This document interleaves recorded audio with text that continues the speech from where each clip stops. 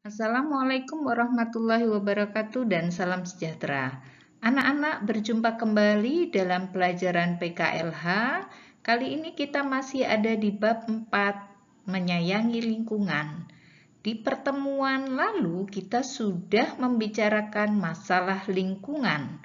Dan kali ini kita akan membicarakan bagaimana upaya kita dalam menyayangi lingkungan.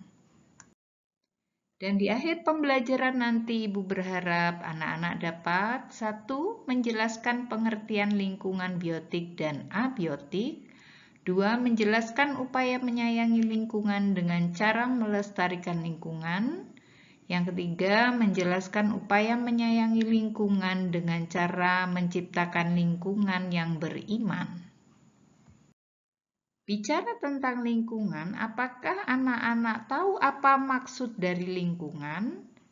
Ya, lingkungan dapat diartikan sebagai segala sesuatu yang ada di sekitar manusia dan mempengaruhi perkembangan kehidupan manusia. Lingkungan terdiri dari 2 komponen. Komponen yang pertama yaitu komponen abiotik. Abiotik itu artinya tidak bernyawa, seperti tanah, udara, air, iklim, kelembaban udara, cahaya, dan bunyi. Komponen yang kedua adalah komponen biotik atau yang bernyawa, seperti tumbuhan, hewan, manusia, dan mikroorganisme seperti virus dan bakteri. Sekarang mari kita bicarakan upaya menyayangi lingkungan. Apa yang bisa kita lakukan? Pertama, kita dapat melestarikan lingkungan. Ya, caranya 1. Mari kita lestarikan lingkungan abiotik terlebih dahulu, ya. Jadi, lingkungan abiotik tadi apa? Ya, yang tidak hidup, tidak bernyawa. A itu sama dengan tidak. Oke ya. Yang pertama adalah mari kita lestarikan sumber daya air. Air bukan benda yang bernyawa, ya. Caranya bagaimana? Pertama, mari kita lestarikan hutannya dulu. Mengapa? Karena hutan adalah tempat untuk penyerapan air. Ketika hujan, tanaman-tanaman yang ada di dalam hutan yang begitu banyak akan mampu menyerap air yang banyak. Lalu air itu tersimpan di dalam tanah untuk menjadi sumber air. Baik sumber air tanah atau yang keluar di permukaan air, di permukaan bumi maksud Ibu, itu yang disebut dengan mata air. Mata air kemudian berkumpul akan menjadi sebuah danau atau menjadi sungai. Yang berikutnya adalah mari kita menanam kembali hutan yang sudah gundul atau reboisasi. Menanam kembali artinya sama dengan reboisasi. Yang berikutnya adalah mari kita hemat air, jangan boros air. Di semua kegiatan hidup kita, mari kita hemat air. Cuci tangan, mari kita gunakan air secukupnya. Mandi, demikian juga. Jangan biarkan pipa-pipa yang bocor terlalu lama. Jangan biarkan keran-keran menyala begitu saja. Jangan berlebihan dalam menyiram tanaman. Masih dalam pelestarian lingkungan abiotik, yang kedua adalah mari kita melestarikan udara bersih. Anak-anak, udara bersih perlu kita jaga karena manusia sangat butuh udara yang bersih. Bagaimana caranya? Mari kita mengurangi penggunaan kendaraan bermotor. Semakin banyak orang naik sepeda atau tidak menggunakan kendaraan bermotor, maka makin sedikit polusi udara yang diakibatkan oleh asap kendaraan. Lalu berikutnya adalah mari kita melakukan penghijauan di sekitar tempat tinggal kita. Lihat gambar ini, begitu asri, pasti udaranya akan segar.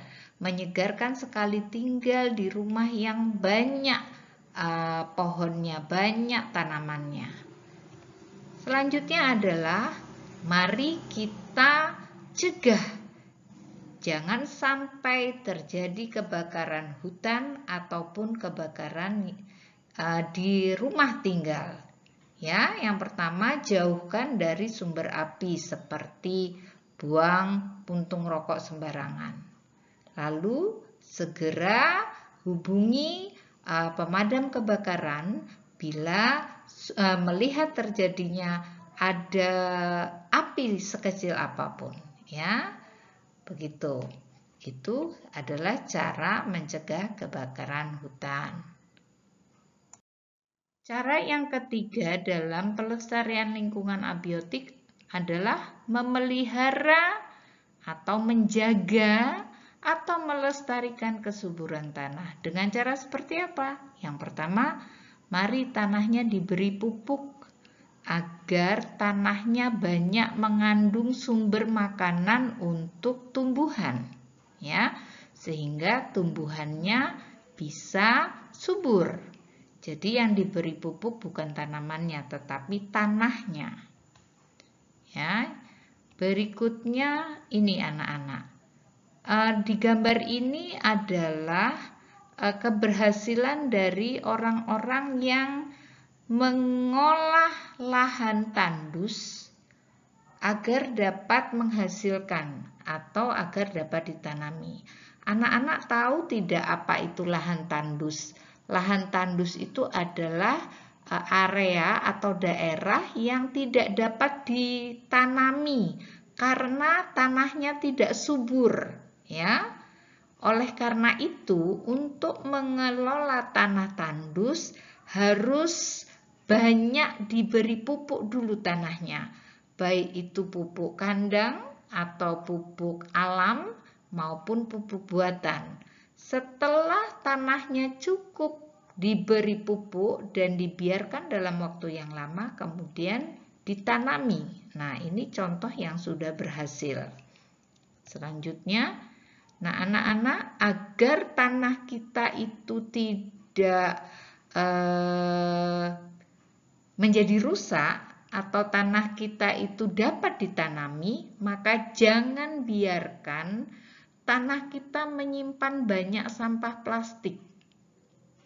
Oleh karena itu, sampah-sampah plastik perlu didaur ulang. Ini adalah contoh barang-barang hasil dari daur ulang plastik menjadi barang-barang yang berguna. Sekarang apa yang bisa kita lakukan untuk dapat melestarikan lingkungan biotik?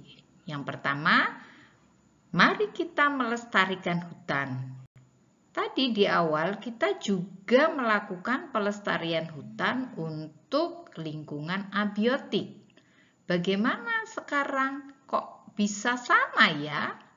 Anak-anak, bila melestarikan hutan untuk lingkungan abiotik, hutannya berfungsi untuk menjaga sumber air, ya, untuk melestarikan sumber air.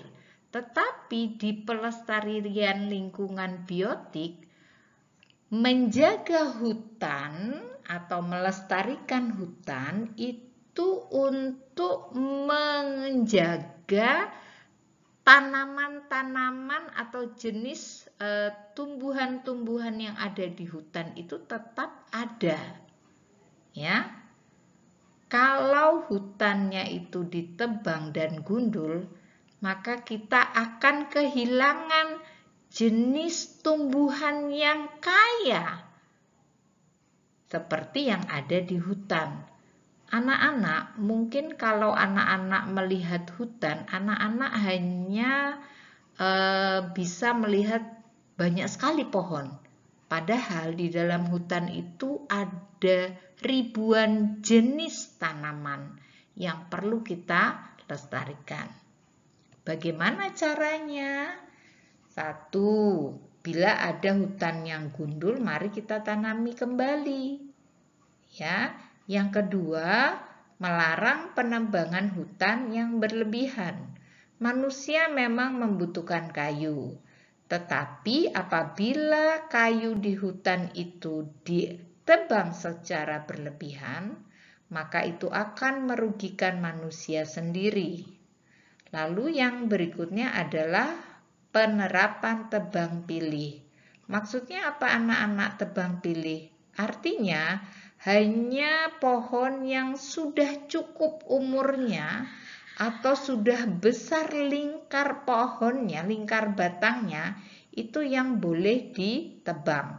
Sementara tanaman-tanaman atau tumbuhan-tumbuhan yang masih belum cukup umur atau lingkar batangnya masih kecil, itu tidak boleh ditebang, ya, agar dapat tumbuh besar dan menguatkan tanah.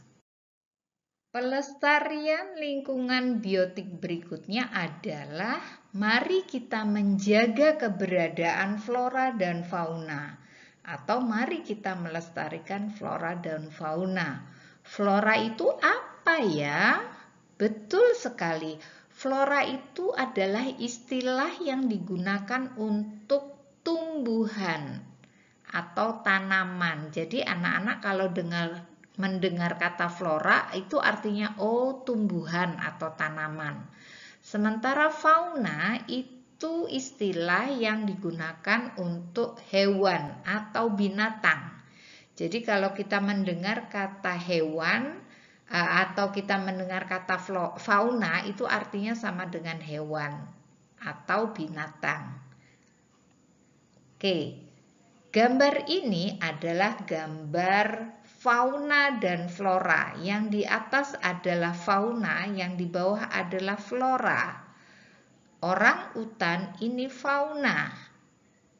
Tiger atau harimau ini juga fauna. Gajah juga fauna. Orang utan, harimau, dan gajah ini adalah binatang-binatang yang ada di hutan.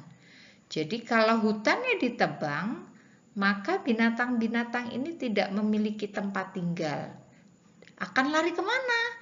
Ya akan mendatangi rumah-rumah manusia. Mengapa? Karena mereka butuh makanan. Tempat tinggalnya hutan yang penuh dengan sumber makanan mereka sudah habis. Ya. Nah, anak-anak, jadi menjaga hutan agar tetap lebat itu juga membantu melestarikan flora dan fauna.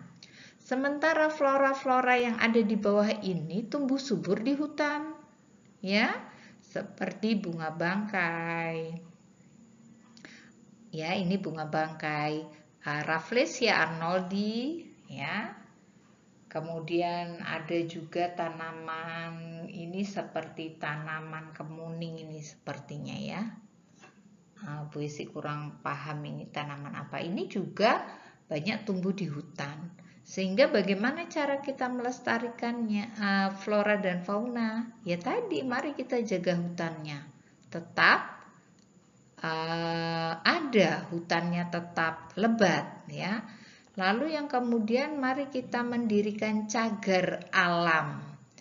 Cagar alam itu wilayah yang dijaga, tidak boleh diburu, tidak boleh sembarang ditebang ya. Cagar alam. Cagar alam ini untuk melestarikan flora atau tumbuhan.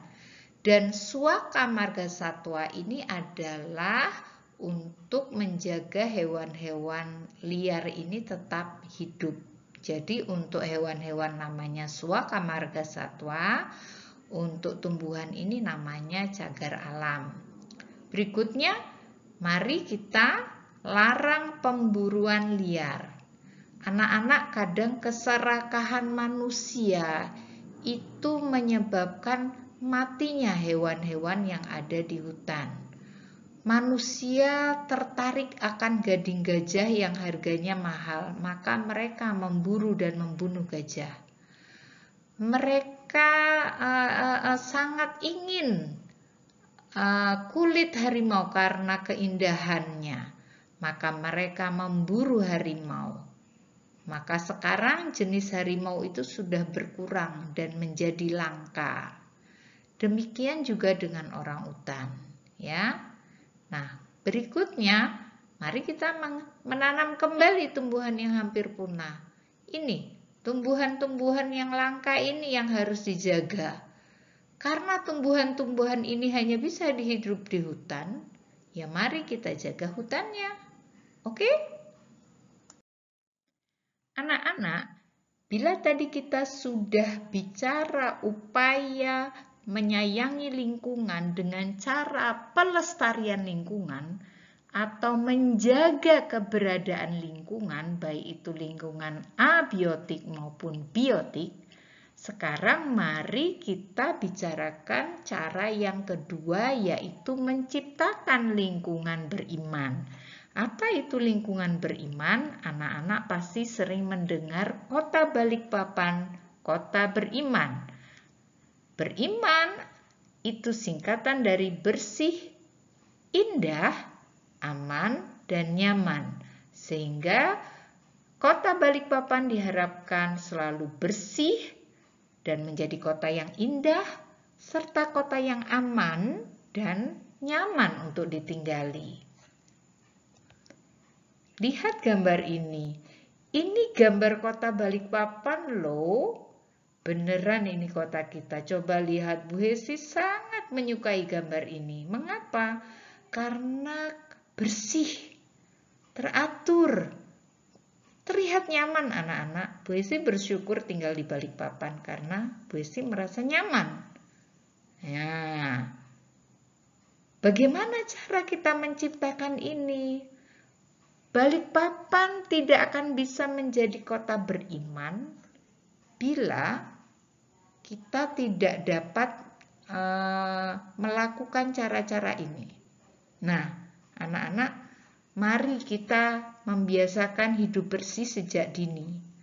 Maksudnya apa? Mari kita membiasakan hidup bersih sejak kita masih kecil. Jangan tunggu nanti kalau sudah besar, terlambat, karena karakter bersih itu memang dibangun sejak kita masih kecil. Kalau kita sudah terbiasa bersih, melihat hal-hal yang tidak bersih, anak-anak tidak suka. Yang kedua adalah, mari biasakan memilah sampah sesuai dengan jenisnya, lalu membuang sampah pada tempatnya. Ya, sehingga dengan memilah sampah memudahkan petugas sampah untuk mengelola sampah sesuai dengan jenisnya. Yang berikutnya, nah ini, mengelola sampah yang baik. Kita sudah bicara di pertemuan kemarin bahwa kita memiliki TPA yang luar biasa, TPA Manggar, sebagai TPA percontohan di wilayah Indonesia Timur karena pengelolaan sampah yang baik dengan menggunakan sanitary landfill. Berikutnya, ini yang penting sekali anak-anak. Walaupun Kota Balikpapan itu memiliki petugas kebersihan, tetapi kota kita tidak akan menjadi bersih bila warganya tidak bertanggung jawab pada kebersihan lingkungannya. Mungkin sebagian daerah yang disapu oleh petugas kebersihan akan terlihat bersih. Tapi bila anak-anak berjalan di daerah lain yang tidak disapu oleh petugas kebersihan dan terlihat kotor, itu menunjukkan warganya kurang bertanggung jawab terhadap kebersihan. Nah, anak-anak, selanjutnya, agar kota kita ini menjadi kota yang aman dan nyaman untuk ditinggali, mari kita saling menjaga kerukunan hidup. Tidak ada pertengkaran, tidak ada perkelahian, ya. Kota kita jadi aman dan nyaman. Anak-anak senang kan tinggal di kota yang bersih, indah, aman, dan nyaman? seperti kota kita Balikpapan. Nah, mari kita jaga kota kita agar tetap menjadi kota yang nyaman. Oke, anak-anak? Terima kasih anak-anak sudah mendengarkan penjelasan Ibu. Mudah-mudahan anak-anak memahami dan yang lebih penting, anak-anak dapat mengubah sikap menjadi anak-anak yang sadar dan bertanggung jawab akan kebersihan serta pelestarian lingkungan. Oke, sampai jumpa lagi di pelajaran berikutnya. Wassalamualaikum warahmatullahi wabarakatuh dan salam sejahtera. Bye.